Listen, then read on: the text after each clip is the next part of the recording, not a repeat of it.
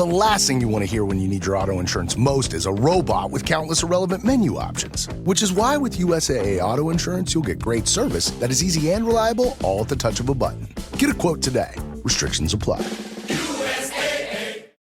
This episode is brought to you by Indeed. When your computer breaks, you don't wait for it to magically start working again. You fix the problem. So why wait to hire the people your company desperately needs? Use Indeed's sponsored jobs to hire top talent fast. And even better, you only pay for results. There's no need to wait. Speed up your hiring with a $75 sponsored job credit at Indeed.com/podcast. Terms and conditions apply.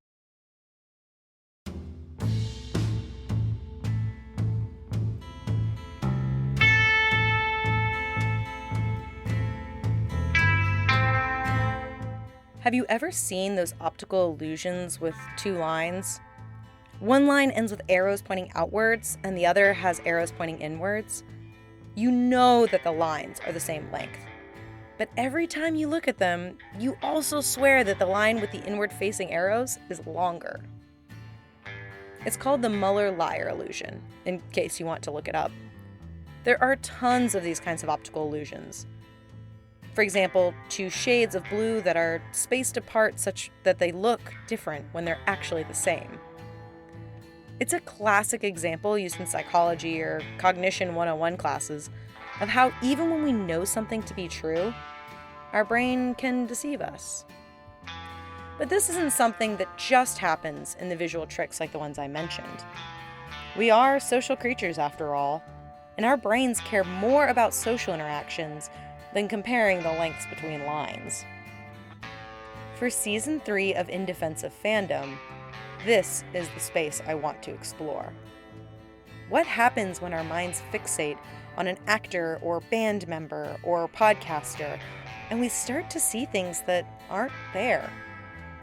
When a fan feels so much closer to their idolized famous person than they really are.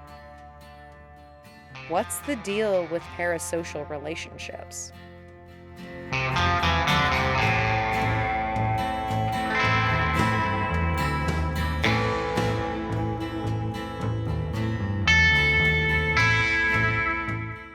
Hopefully, you've listened to my previous seasons, and you know I'm not here to just poke fun at fandom.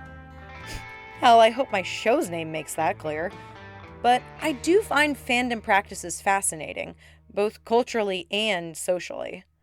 A practice that I most definitely also engage with. As my husband can attest, I can be just as cringe as the next fan. Parasocial relationships are no exception. Here, let me provide a recent-ish example. In July of 2024, I rather last minute decided to attend Creation Entertainment's Supernatural convention in San Francisco. I do not live in San Francisco. I flew out to visit friends, but yes, also for the convention. It was a smaller con, so the pace felt more relaxed. I hadn't really planned for any additional experiences like photos or autographs, but I split a last-minute photo op with a friend for a photo with Jensen and Misha in front of the show's famous car. For those of you not in the know, that would be Jensen Ackles and Misha Collins, who played Dean Winchester and Castiel in the show. As we stepped up for our turn in front of the camera, the actors smile, as they do for everyone. But then Jensen said, "Hey you, where have you been hiding?" To which I responded, "I've been here, where have you been?" We all smiled for the camera, snapped the photo, and I moved on with my friends as the next folks stepped up. That was it. A whole 2-line interaction. But in my brain, it was confirmed. We are, in fact, on our way to becoming best friends forever. Like, Jensen recognized me from previous conventions enough to know that I hadn't been to any previous ones that year. We must be besties, right? This became a story I told all my fandom friends, regardless of how cringe my husband found it all. You don't find me cringe, right? 3 seasons of talking about Supernatural under the guise of not talking about Supernatural. That's where we're at. We're talking about other stuff today. Yeah, okay. Is there more than one episode that isn't about Supernatural or a related character Yes, or actor? all of them, including this one. I don't believe you. I'll believe you when I hear this. With a few tidbits of personal color. Okay, so you're lying. Got it. Okay, cool. Cringe. But it's one of those moments, you know? And even while my logical brain knows that this tiny interaction takes up way more real estate in my gray matter than in Jensen's, hell, he doesn't even know my name, I can't help but feel like I know him. And this is the kind of seed from which parasocial relationships can stem. Speaking of origin stories, I was curious about the origins of the phrase itself and whether it's still mapped on to what we see today. Turns out the source was closer to home than I anticipated. The phrase parasocial relationships was coined in a paper published in 1956 by Donald Horton and R. Richard Wohl, researchers at the University of Chicago. Their paper was Mass Communications and Parasocial Interaction, Observations on Intimacy at a Distance. 1950s, you may be thinking. What are we talking about here? FDR's fireside chats? And, well, you wouldn't be too far off the mark. One of the striking characteristics of the new mass media, radio, television, and the movies, is that they give the illusion of face-to-face relationship with the performer. The conditions of response to the performer are analogous to those in a primary group. The most remote and illustrious men are met as if they were in the circle of one's peers. The same is true of a character in a story who comes to life in these media in an especially vivid and arresting way. We propose to call this seeming face-to-face relationship between spectator and performer a parasocial relationship. It's incredible that we have archival recordings of them reading their paper. Just kidding. That's our editor, Anna Funk. Radio transmission was first attempted in 1895, and by around 1920, commercial radio broadcasting began to take off. And by 1948, cable television was being beamed into homes across the United States. So by 1956, radio and cable TV were established mediums, even if the networks were still exploring how they could be used. If you're at all familiar with the 1950s TV, you won't be surprised that Horton and Wohl were especially interested in the concept of television game show hosts and variety show entertainers. They noted how such hosts would often speak directly to the camera in a way not often seen in movies or films. Often he faces the spectator, uses the mode of direct address, talks as if he were conversing personally and privately. This breaking of the fourth wall, where the host would speak directly to the camera or audience, breaks our expectations for other sorts of performances. In a play or movie, we see characters interacting with each other, but very rarely do these characters turn and invite us into the conversation. Although, at least in a live play, you might actually be expected to respond. The crucial difference in experience obviously lies in the lack of effective reciprocity, and this the audience cannot normally conceal from itself. To be sure, the audience is free to choose among the relationships offered, but it cannot create new ones. The interaction, characteristically, is one-sided, non-dialectical, controlled by the performer, and not susceptible of mutual development. In other words, this relationship between performer and audience is always one-sided. It's not really a conversation because there can be no response from the viewer. This was the core feature that Horton and Wohl so elegantly described. But while the host or entertainer isn't receiving a message from the audience, he doesn't treat it that way. And yes, I'll be using he in this discussion because an overwhelming majority of such hosts in the 1950s were, in fact, male. The performer spoke to the camera or into the microphone in a conversational manner, thus lulling his audience into seeing the experience more as an exchange than a one-directional mode of delivery. Indeed, those who make up his audience are invited, by designed informality, to make precisely these evaluations, to consider that they are involved in a face-to-face exchange rather than in passive observation. And it's not just the conversational tone that the University of Chicago professors were remarking upon. Unlike a play or film where you might see it once or twice, such radio and television hosts were recurring features in their respective mediums. Viewers knew to turn in weekly to see their favorite hosts, called personas by Horton and Wall. The persona offers, above all, a continuing relationship. His appearance is a regular and dependable event to be counted on, planned for, and integrated into the routines of daily life. His devotees live with him and share the small episodes of his public life, and to some extent even of his private life away from the show. Indeed, their continued association with him acquires a history, and the accumulation of shared past experiences gives additional meaning to the present performance.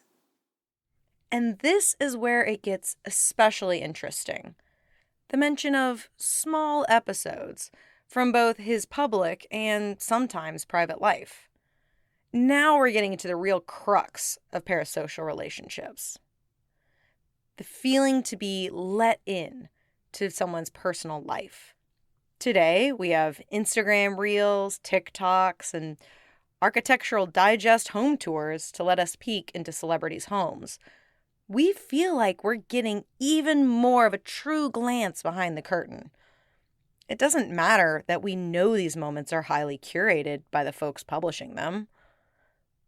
But the blurring of that line is intentional. Always has been.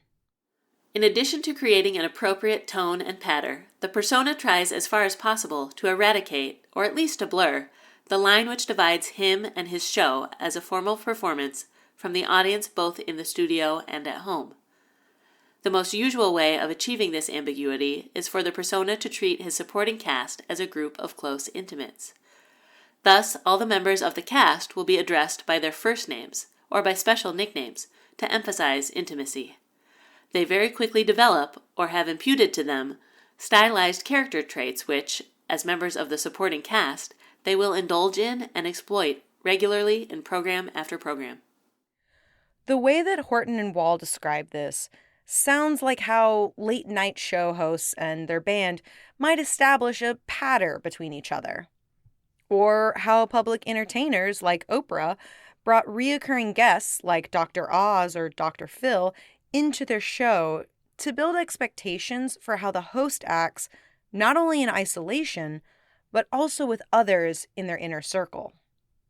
Probably the most obvious modern version of this would be the podcast co-hosts who, in their interactions with each other, are coaching the audience's attitudes and expectations.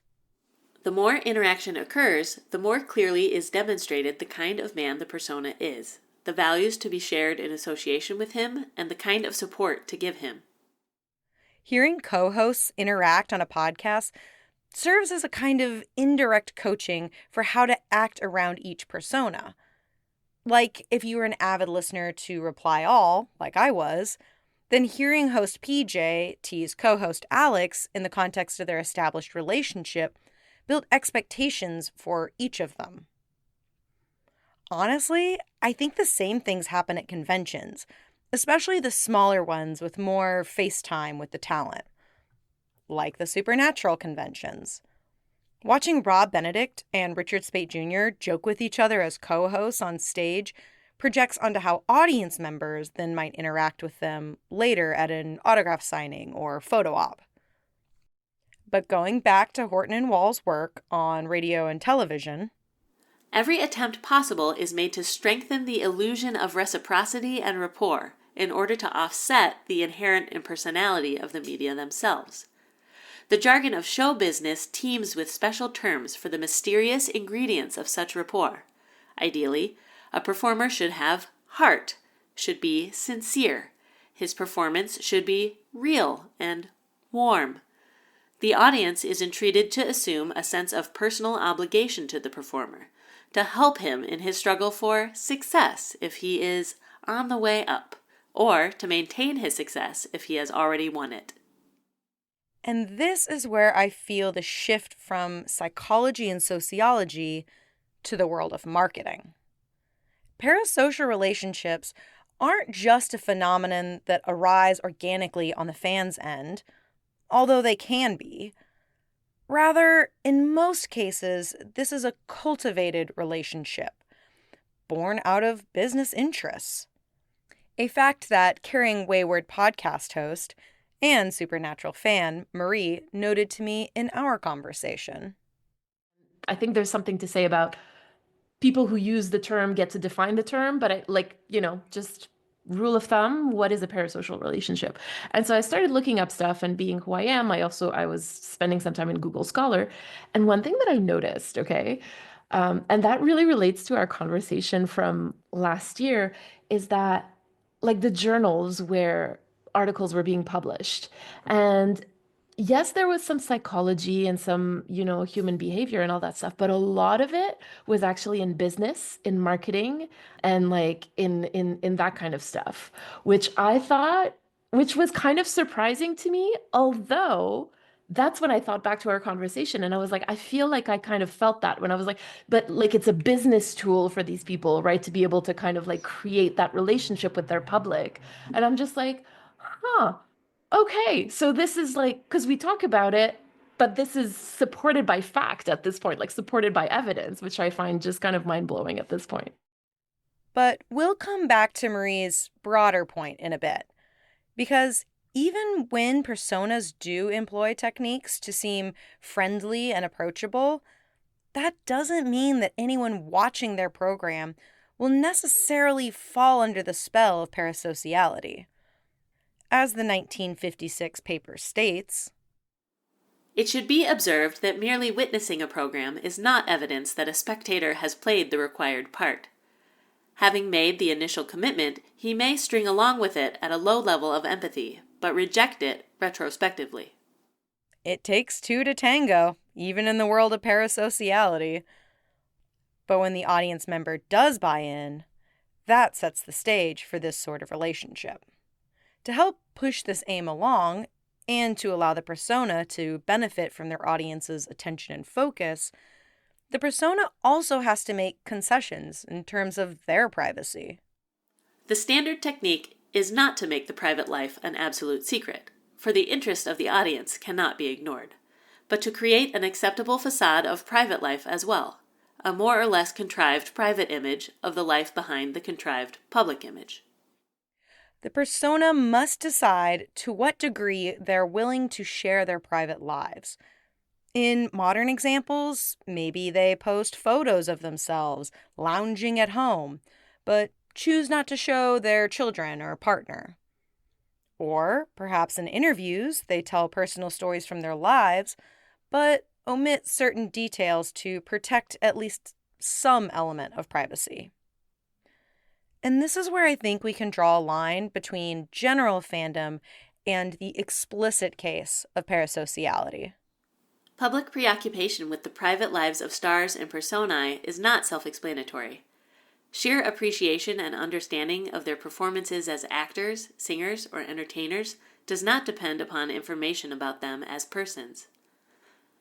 And undoubtedly, many members of the audience do enjoy them without knowing or caring to know about their homes, children, sports cars, or favorite foods, or keeping track of the ins and outs of their marriages and divorces. I have many friends who are certainly fans of bands, television series, and other works of art. Let's take my friends Chris and Cassie, who you met in season 1. They were the couple who dislike what they consider entitled fans, i.e. those who feel ownership over their shows. If I asked them about Harrison Ford's pet or Paul McCartney's children, they would just look at me with blank faces. In these cases, the aspect of the artist's personal life doesn't impact their art and therefore is of no interest to my friends. They have little interest in collecting trivia about their favorite creators. Rather, they just want to enjoy and analyze the art they create. This kind of fandom is different than the parasocial flavor. For example, I know that Misha Collins went to undergrad at UChicago. Sure, I happen to live in Chicago, which is why this fact stuck, but this random, useless piece of trivia is somehow lodged in my brain also because I am the kind of fan who absolutely falls into the parasocial trap. And I know this about myself. I know it's cringe. I know it leads to my spouting weird facts when we're watching unrelated TV shows, but it seems like I'm wired that way. Though sometimes I wonder if I truly tend towards parasociality, or if the way we're all encouraged to view each other through the lens of the internet and social media encourages this behavior even more in people who are susceptible, like me. But that's a topic for later this season.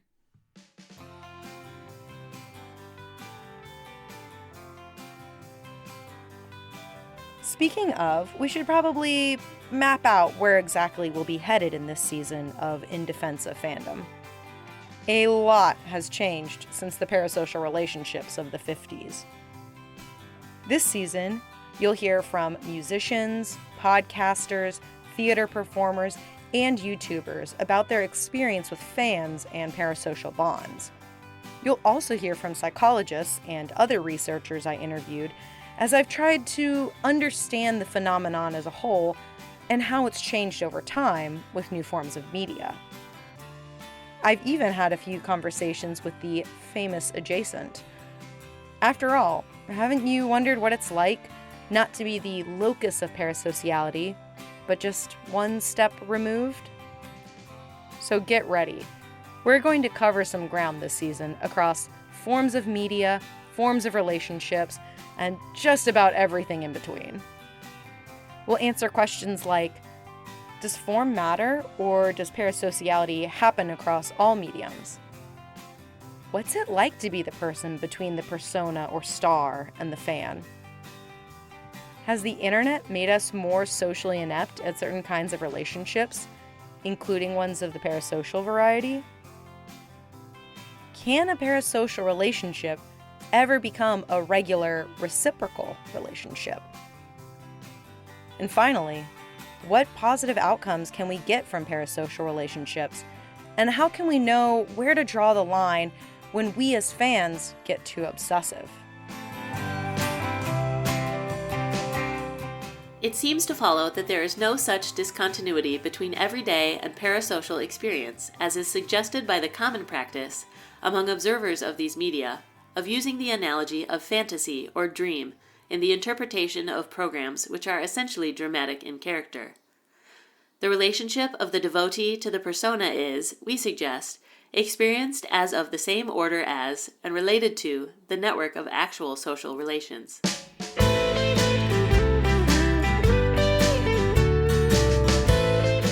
I want to leave you with these final words from our friends Horton and Wall.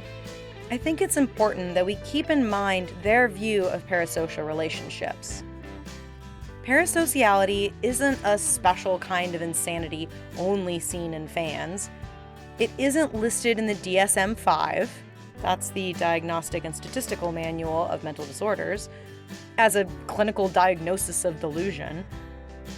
Sure, there are plenty of examples of fan behavior that pushes too far, that makes celebs and even sometimes other fans uncomfortable in that fan's assumption of a reciprocal relationship that isn't there.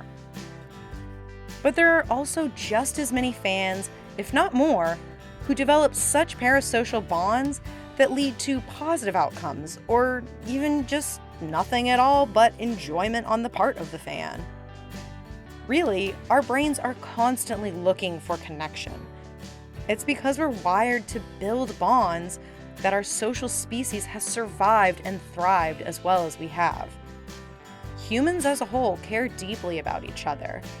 And in some respects, we could view parasocial impulses as coming from that innate need to care.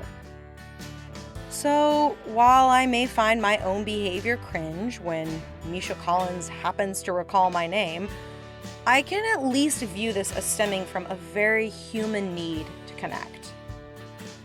Or maybe I'm just rationalizing it that way. Next time on In Defense of Fandom. How does the experience of parasociality vary across mediums? Are theater kids more intense fans than your average podcast listener? I'll speak to creators in the YouTube, podcasting, theater, and music scenes about how they view their fans and how they are viewed by their fans in return. I'm really excited for some of the guests in this one, so get ready.